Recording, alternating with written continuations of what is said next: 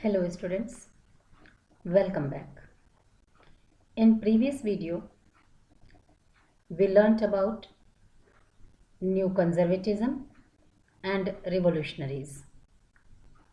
We discussed about prominent revolutionaries and one of them was Great Mazzini. Today, in this video, we will come to know about the age of revolutions from 1830 to 1848. How this revolution started. A very short recap is here. बहुत एक छोटा सा एक recap है हमारे सामने जिसके through हम थोड़ा फ्लैशबैक में जाकर के देखेंगे. First of all, French revolution took place in 1789. उसके पहले there was no concept of nation state, no meaning of nationalism for anyone. ऐसा कुछ भी नहीं था. First time French revolution took place in 1789 and it paved the way for nationalism for the rest of the Europe. फिर हमने देखा absolute monarchy was changed into constitutional monarchy, how Jacobins came to the power, rule of directory, और कैसे rule of directory के inefficient working policy की वजह से Napoleon rule came into being. Napoleon came to the power in 1804. Napoleon brought modern ideas. Napoleon introduced so many reforms which were welcomed by the other neighboring kingdoms of France. But when he was defeated in 1815 in the Battle of Waterloo, Treaty of Vienna took place, that is also called Vienna Congress, and as per the Treaty of Vienna, a new conservatism came into being because monarchy was restored. Bourbon dynasty को वापस ला दिया गया था 1815 में और एक new conservatism era start हुआ जो अपने पास्ट को रिस्टोर करना चाहता था, अपनी पुरानी पोजीशंस को मेंटेन रखना चाहता था, लेकिन साथ ही साथ कुछ जो रिफॉर्म्स थे, जो मॉडर्न रिफॉर्म्स थे, उनको भी वो एक्सेप्ट करता था for better and efficient administrative activities. अब ये जो न्यू कंजर्वेटिज्म स्टार्ट हुआ 1815 से, it was continued up to 1830. This period is called conservative era. After 1830, the age of revolutions started. किसने किया ये revolution? It was led by liberal nationalists. Liberals के बारे में हम पिछले वीडियो में पढ़ चुके हैं. ये middle class, upper middle class हम कह सकते हैं इनको. They were educated, और बिजनेस फैमिली से जो बिलोंग करते थे, जो ट्रेड करके बहुत फ्लरिश हो गए थे, फाइनेंशियली साउंड थे, ये उनका ग्रुप था. और ये लिबरल नेशनलिस्ट जो थे, इन्होंने इस कंजर्वेटिव एरा को ख़त्म करने की कोशिश की और 1830 में रिवॉल्यूशन स्टार्ट किया. First upheaval took place in France in July 1830. पहला जो रिवॉल्यूशन हुआ वो भी फ्रांस में हुआ in 1789 and it was like a tool for the rest of the Europeans to get the feeling of nationalism and the concept of nation states. 1830 तक जो conservative era चला, उसके बाद लिबरल नेशनलिस्ट ने रिवोल्ट करना शुरू किया और वो जो रिवॉल्यूशन हुआ वो भी फ्रांस में ही हुआ. और उस रिवॉल्यूशन के बाद लिबरल रिवॉल्यूशनरीज ने क्या किया? They installed a constitutional monarchy with Louis Philippe. जैसा लुइस 16 के साथ हुआ था, 1789 में रिवॉल्यूशन हुआ और फिर नेशनल असेंबली ने क्या किया, कॉन्स्टिट्यूशनल मोनार्की इस्टेब्लिश किया। मतलब राजा थे उस समय लुइस 16, इस समय थे लुइस फिलिप, तो इन्हें कोई प्रॉब्लम नहीं थी, राजा हैं वो रूल करें, but their power was limited by the constitution. संविधान बना दिया गया, कॉन्स्टिट्यूशन बना दिया गया और किंग को बाउंड कर दिया गया कि अब वो पहले वाला हिसाब किताब नहीं चलेगा। The wish of the ruler was the law of the land. राजा की इच्छा ही उसके राज्य में कानून का कार्य करती थी, ऐसा नहीं होगा।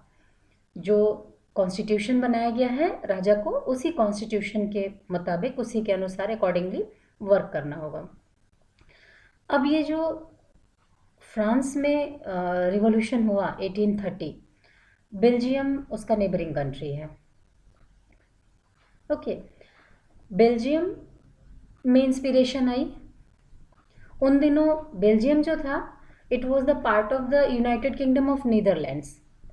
तो बेल्जियम के रहने वालों को ये लगा कि अगर फ्रांस में ऐसा हो सकता है तो हम अपने देश में ऐसा क्यों नहीं कर सकते, और उन्होंने भी अपनी आज़ादी की लड़ाई लड़ी एंड दे गॉट फ्रीडम। अब फ्रांस से उठी हुई ये चिंगारी बेल्जियम तक पहुंची और बेल्जियम के बाद ग्रीस भी इससे इन्फ्लुएंस में आ गया। अब ग्रीक वॉर ऑफ इंडिपेंडेंस हुआ। ग्रीस एक ऐसी कंट्री है जो कि यूरोप और एशिया के बॉर्डर पर है और इसकी वजह से इसकी इम्पोर्टेंस बहुत ज़्यादा बढ़ जाती है, चूँकि ये यूरोपियन साइड में भी है जो कि क्रिश्चियन डोमिनेटिंग एरिया है।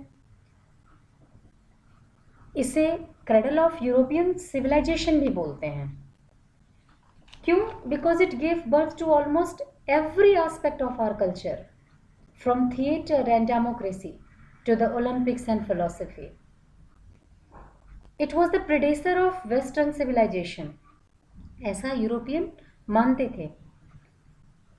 क्रेडल की मीनिंग समझ लीजिए। क्रेडल मीन्स बेटा बेड ऑफ बेबी और बेबीज कॉट, पालना जिसको हम कहते हैं। तो ग्रीस एक ऐसा पालना था जहाँ यूरोपीय सभ्यता ने जन्म लिया और इसलिए ग्रीस का इम्पोर्टेंस बहुत ज़्यादा था। वहीं दूसरी तरफ Greece was under the control of Ottoman empire, जो कि एक इस्लामिक एरिया था। ठीक है, ये ऑटोमन एम्पायर क्या था? It was a multinational multilingual empire, और जो साउथ ईस्टर्न यूरोप को, most of the south eastern Europe का जो पार्ट था, वहाँ ये रूल करते थे। It was Islamic run superpower. It was one of the mightiest and longest lasting dynasties in world history. तो जो ऑटोमन एम्पायर थे वो इस्लामिक रूलर थे।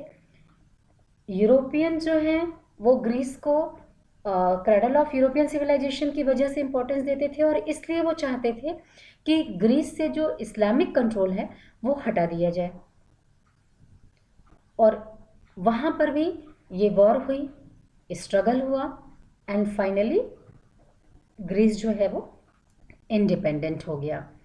ग्रीस की इस लड़ाई में एक ब्रिटिश पोएट थे, इंग्लिश पोएट लॉर्ड बायरन, उन्होंने भी बहुत इम्पोर्टेंट रोल प्ले किया।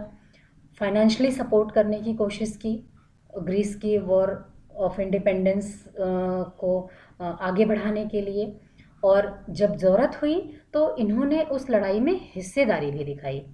लेकिन बैड लक था, लड़ाई के दौरान ही फीवर की वजह से इनकी डेथ हो गई।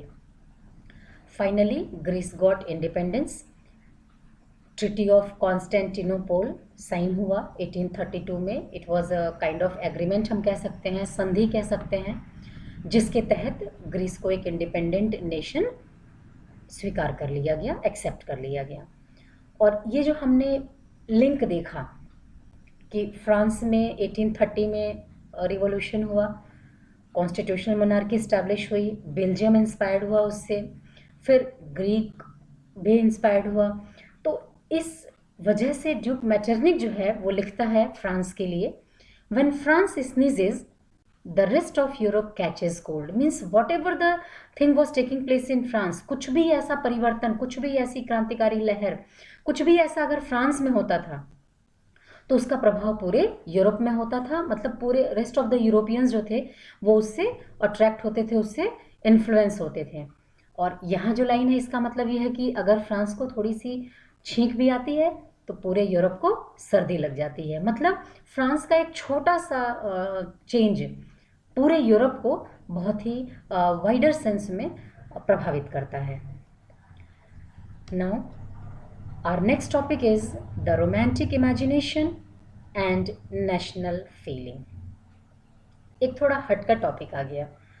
अभी तक हम देख रहे थे कि लोग लड़ाइयाँ कर रहे हैं, स्ट्रगल्स कर रहे हैं, रिवॉल्यूशंस हो रहे हैं नेशनल फीलिंग को प्रमोट करने के लिए और नेशनल फीलिंग से प्रभावित होकर के।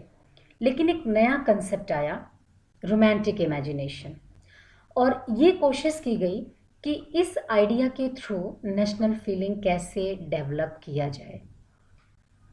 जो रोमांटिक आर्टिस्ट थे, पोएट्स थे, उनका मानना था कि culture is also playing very important role in creating the idea of nation.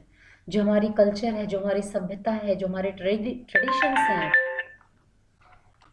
जो हमारा रहन सहन है, ये सब जो है ये हमारे नेशन से अगर जुड़ा हुआ है तो फीलिंग ऑफ नेशनलिज्म को प्रमोट करता है।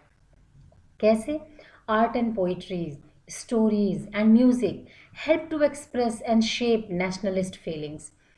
इनका मानना था कि अगर हम युद्ध करते हैं, रिवोल्ट्स करते हैं, लेकिन अगर वहाँ के लोगों के अंदर कलेक्टिव बिलोंगिंगनेस नहीं है, सेंटिमेंट्स नहीं हैं, कॉमन आइडियोलॉजी नहीं है, तो जोग्राफिकल रीजन पे कंट्रोल हो जाने मात्र से वो नेशन स्टेट नहीं बन जाता और उससे नेशनल फीलिंग नहीं डेवलप होती। तो ये रोमांटिसिज्म था क्या? It was again ISM has been added here, ISM, and I have told you already that ISM, if this one is going to be added with something or some word, then it is a kind of ideology, एक विचारधारा होती है, एक मत होता है, ठीक है। तो ये एक कल्चरल मूवमेंट है जो ये कहती है कि नेशनलिस्ट सेंटिमेंट्स को हम अपने कल्चरल एक्टिविटीज से डेवलप कर सकते हैं। Romantic artists and poets generally criticise the glorification of reason and science. उन दिनों क्या हो रहा था, साइंस के बारे में भी बहुत एक्सप्लोरेशंस हो रहे थे, डिस्कवरीज हो रही थी, इनोवेशंस हो रहे थे, ठीक है। तो वो क्या करते थे, जो लॉजिक के साथ बात करते थे, उनका क्या कहना था कि वो ग्लोरीफाई करते थे, तारीफें करते थे, अच्छा बताते थे साइंस और रीजन्स को। लेकिन रोमांटिक आर्टिस्ट का क्या कहना था कि हर जगह साइंस और रीज़न के साथ ज़िंदगी नहीं जी जा सकती है। इनके अलावा आर्ट के थ्रू, पेंटिंग के थ्रू, ड्राइंग के थ्रू, डांस के थ्रू, म्यूज़िक के थ्रू भी हम अपने इंस्टीट्यूशंस के प्रति, अपने पीस ऑफ लैंड के प्रति इमोशंस को डेवलप कर सकते हैं। Use of folk dance, folk songs and folk poetry.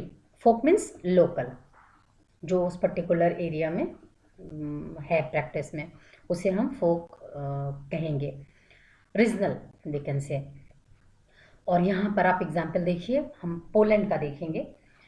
Treaty of Vienna याद करिए। ट्रीटी ऑफ वियना के जो प्रोविजंस थे उसमें था कि नेपोलियन ने जितनी टेरिटरीज को जीता था तो विनिंग कंट्रीज ने क्या किया था, इनको आपस में डिवाइड कर लिया था। पोलैंड भी उनमें से एक था और पोलैंड के भी हिस्से कर दिए गए थे। It was also divided and shared by the different winning countries. कब हुआ था ये?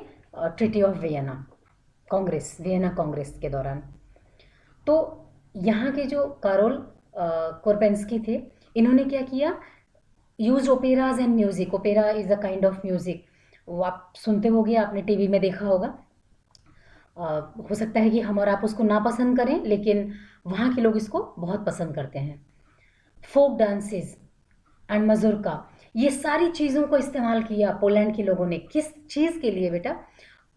As a national symbols and to celebrate the national struggle, कि ये ओपेरा म्यूजिक, ये फोक डांस, ये मजूरका, ये पोलैंड की पहचान है और इसमें हमारी आत्मा बसती है, ये हमारी संस्कृति है, ये हमारा कल्चर है। और हम इसका यूज़ करेंगे किस चीज़ के लिए? अपने नेशनल स्ट्रगल के लिए, कि हम जो डिवाइड हो गए हैं, जो पोलैंड का इन्होंने डिवीज़न कर दिया है और पोलैंड के जो जोग्राफिकल रीजन्स हैं वो अलग अलग विनिंग कंट्रीज़ के अंडर में आ गए हैं, वो अपनी आइडेंटिटी नहीं खोएंगे। दूसरा उन्होंने क्या इस्तेमाल किया? Use of language.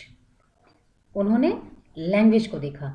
अब पोलैंड का जो हिस्सा रशिया के अंडर में आया तो नेचुरल सी बात है, रशिया ने उनके ऊपर अपने रशियन लैंग्वेज को इम्पोज कर दिया।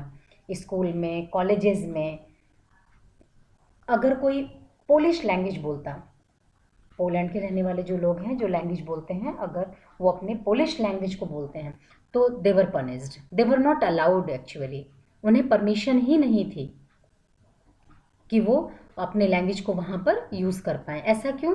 इनके कल्चरल आइडेंटिटी को ख़त्म करने के लिए Russian language was imposed on them. इन्होंने काउंटर अटैक किया। किसने? पोलैंड के लोगों ने। और and they use Polish language, उन्होंने अपने पोलिश लैंग्वेज को ही यूज़ किया as a mode of struggle against Russian dominance. और उन्होंने ये दिखाया कि ये हमारा लैंग्वेज है और हम अपने इस लैंग्वेज को रिगार्ड भी करते हैं और इसके हेल्प से हम रशिया के डोमिनेंस को एक्सेप्ट नहीं करेंगे। This was all about romantic imagination and national feeling. आज इस वीडियो में आज के लिए बस इतना ही। नेक्स्ट वीडियो में हम अपना नेक्स्ट टॉपिक को कवर करेंगे। Okay, thanks to everyone.